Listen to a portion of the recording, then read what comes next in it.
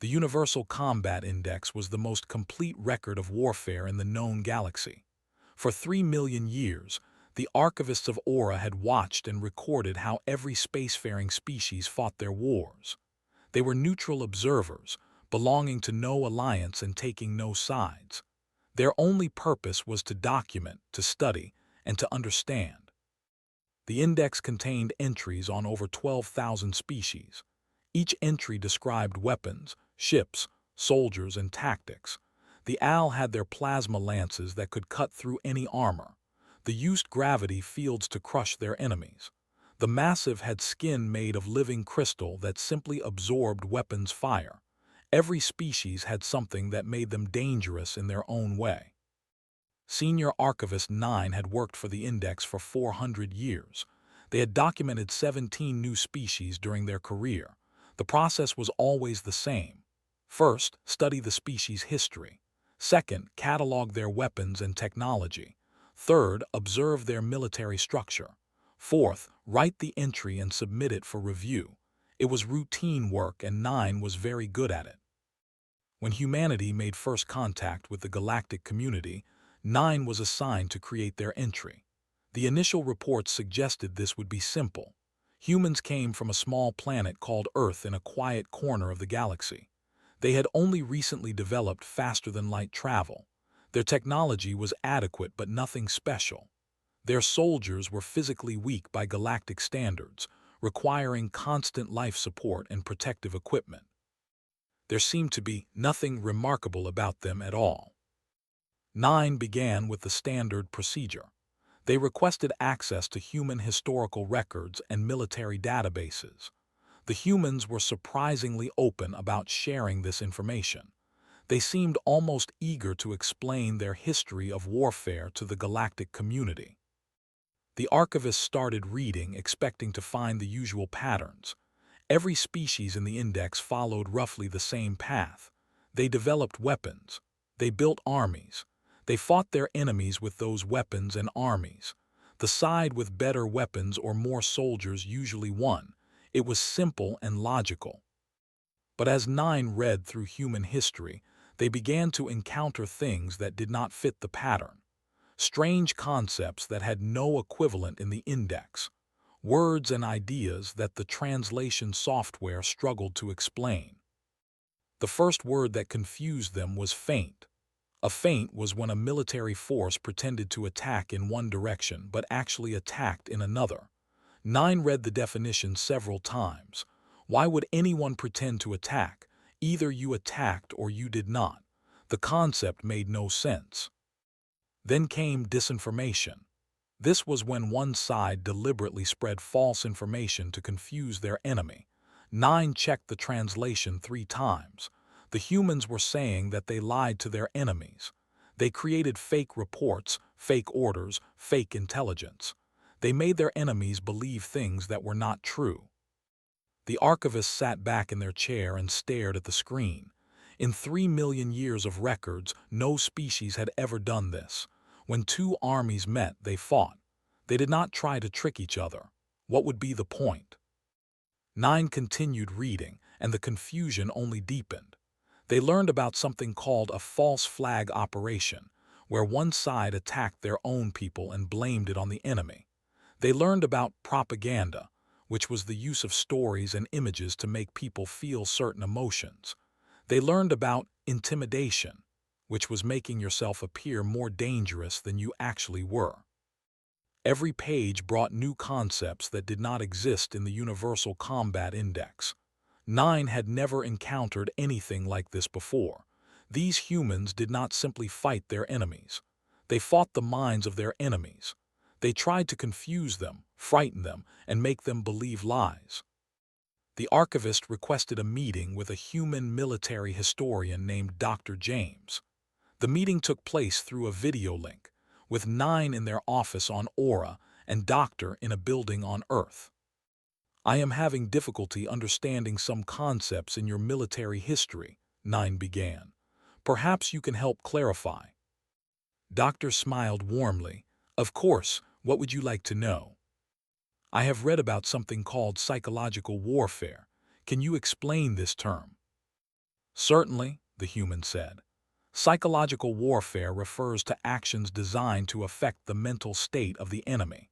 The goal is to reduce their will to fight, confuse their decision-making, or convince them that resistance is futile. It's been a part of human warfare for thousands of years. Nine processed this information slowly. You are saying that you attack the minds of your enemies, not their bodies or their ships, but their thoughts. That's one way to put it, yes. But why? If you wish to defeat an enemy, you must destroy their military forces. You must overcome their weapons and defenses. What does their mental state have to do with victory? Doctor leaned forward, his expression thoughtful. Because an army that refuses to fight is already defeated. A general who makes bad decisions because he believes false information will lose, even if his army is stronger. A soldier who is terrified will run away, even if he has a better weapon. The mind is the foundation of everything else. If you break the mind, the body follows. Nine was silent for a long moment. This is a very different approach to warfare. Is it not common among other species? The archivist hesitated. They had to be careful here. The index was supposed to remain neutral, and sharing too much information could be seen as taking sides. But the question was harmless enough. No, they said simply. It is not common. In fact, I have never seen anything quite like it. Doctor looked surprised. Really? But it seems so obvious. Every intelligent being has fears and doubts. Every command structure can be disrupted by confusion. It's just logical to target those weaknesses. Perhaps, Nine said, but logic and culture do not always align. What seems obvious to one species may never occur to another. After the meeting ended, Nine spent several hours reviewing their notes. The more they thought about what they had learned, the more troubled they became. This was not simply a new weapon or a new technology. This was an entirely different way of thinking about conflict. The archivists began to write their preliminary report. Standard entries in the index followed a specific format: weapons systems, defensive capabilities, fleet compositions, tactical doctrines. But none of these categories seemed adequate for what they had discovered. They wrote slowly, choosing each word with care. Humanity has developed a comprehensive approach to warfare that targets the cognitive and emotional vulnerabilities of their opponents. This approach, which they call psychological warfare, has no equivalent in the current index. It represents a fundamental departure from all previously documented combat methodologies. Nine paused and read what they had written. It felt inadequate. It did not capture the full weight of what they had discovered, but they did not know how to express it more clearly. They continued writing. Preliminary assessment suggests that humans do not view warfare as primarily a contest of material strength. Instead, they view it as a contest of perception and will. The physical battle is secondary to the mental battle that precedes and accompanies it. The report grew longer as Nine documented example after example from human history. They wrote about ancient generals who had won battles through deception. They wrote about wars where one side had collapsed from fear before a single shot was fired. They wrote about entire nations that had been defeated by nothing more than words and images. When the report was complete, Nine submitted it to the Archive Council for review. They marked it with the highest priority flag available. This was not routine documentation. This was something that could change everything the galactic community understood about warfare. The response from the council came faster than Nine had expected. The members had read the report with great interest. They had also read it with great concern. They wanted to discuss the findings immediately. As Nine prepared for the meeting, they felt something they had not felt in centuries of archival work. They felt uncertain. They felt worried. And perhaps, though they did not want to admit it, they felt afraid. Humanity had invented something new, and the galaxy was not ready for it. The Archive Council met in a great chamber at the heart of the Aura Station. 12 senior archivists sat in a circle, their ancient forms illuminated by the soft glow of holographic displays. 9 stood in the center, their preliminary report floating in the air before them. "You are certain of these findings?" asked Elder 3, the oldest member of the council. "There is no possibility of translation error or cultural misunderstanding." "I have everything multiple times," 9 replied. "The translations are accurate. The historical records are genuine. Humans have been using these techniques for their entire recorded history." "But it makes no sense," said another council member. "Why would anyone try to frighten an enemy instead of simply destroying them? Fear does not destroy ships. Lies do not break defensive shields." "With respect," 9 said, "the humans would argue that destroying ships is not the only path to victory.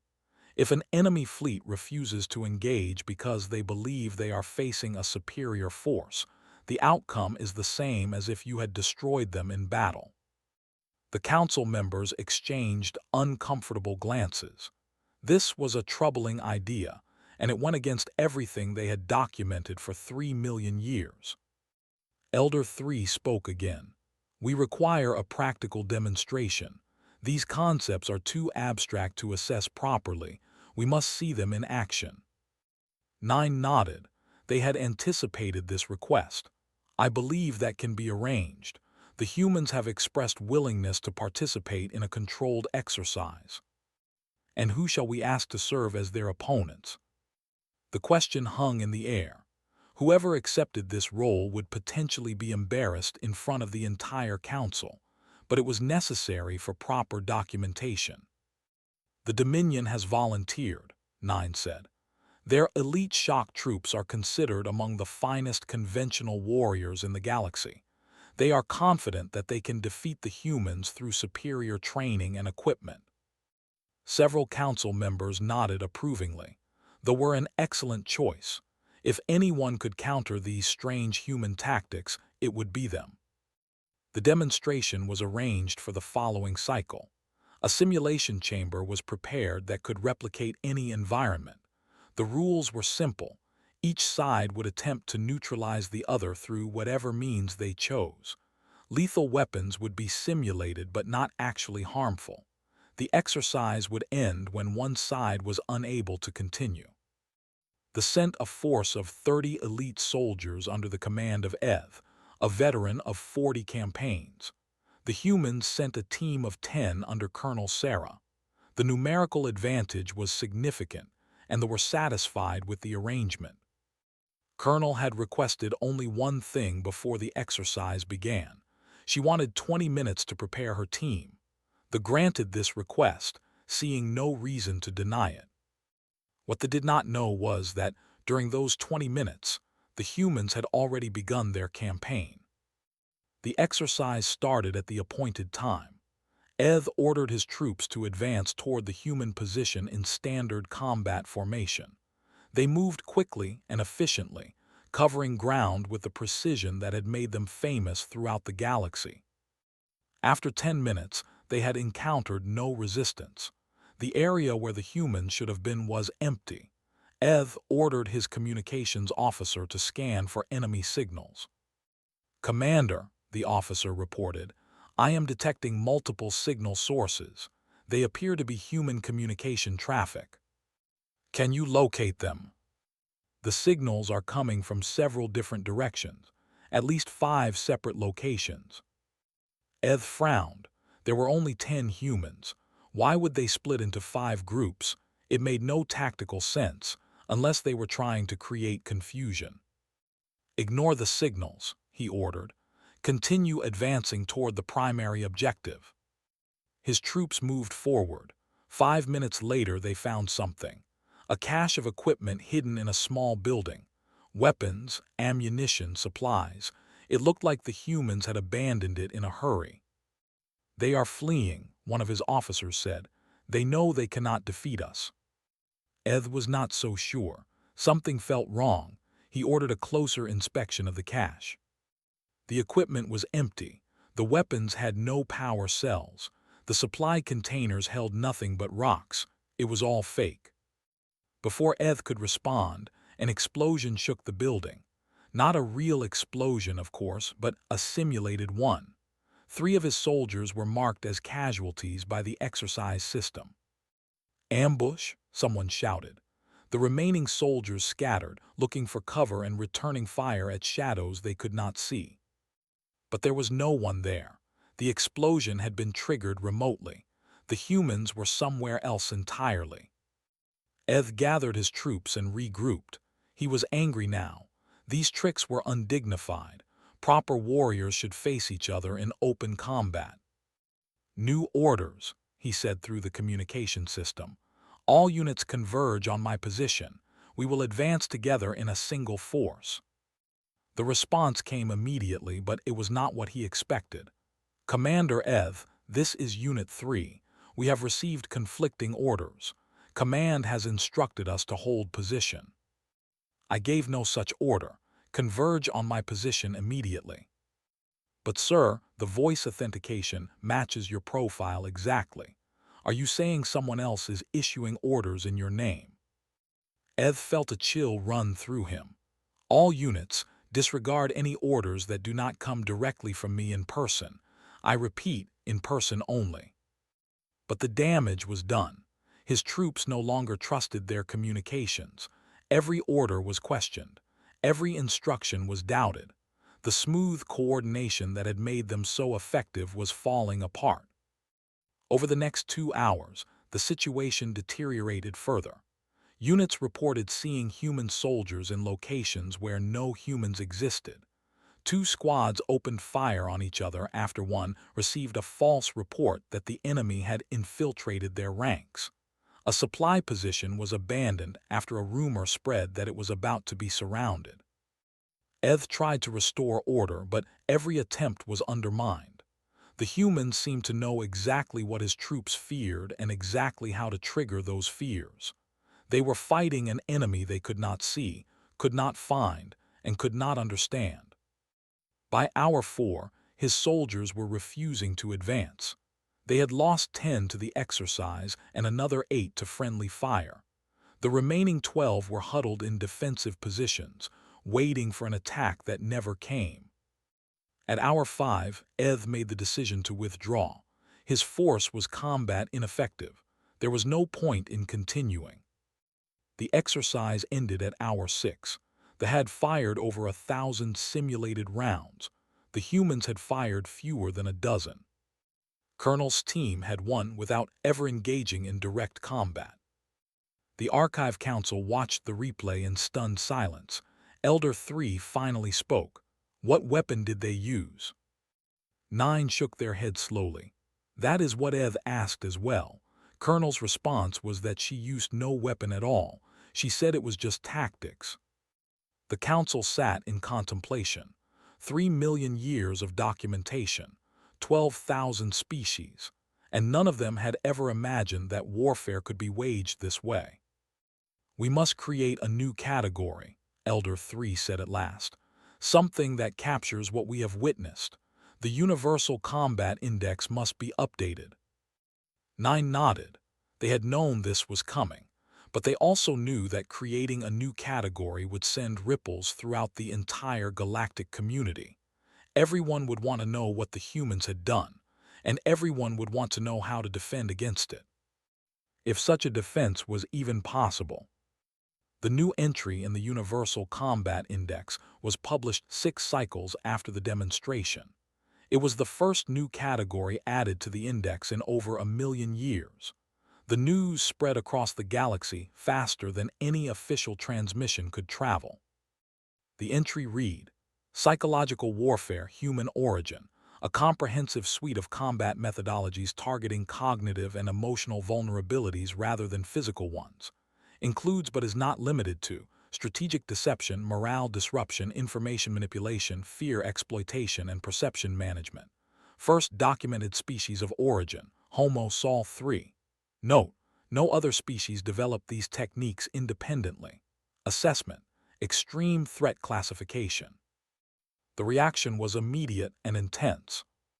Military academies on 1,000 worlds requested access to human tactical databases. They wanted to study these techniques, to understand them, to learn how to use them or defend against them. The humans, to the surprise of many, agreed to share their knowledge freely. They seemed to believe that understanding psychological warfare would benefit everyone.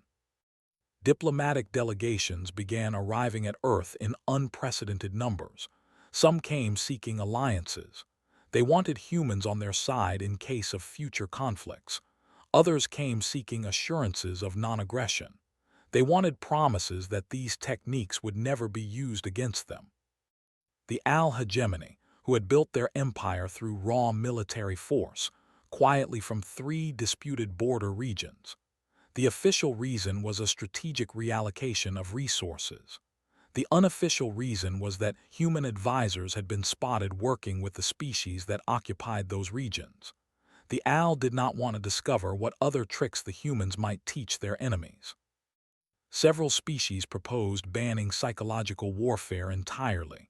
They argued that it was dishonorable, that it violated the natural laws of conflict, that it was simply unfair. The proposal was debated in the Galactic Assembly for 3 full cycles.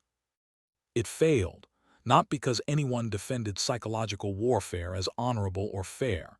It failed because no one could figure out how to enforce such a ban. How do you prove that someone is lying? How do you stop an enemy from feeling afraid? How do you prevent confusion from spreading through your ranks? The techniques were too fundamental, too tied to the basic nature of intelligent thought. They could not be regulated by treaty.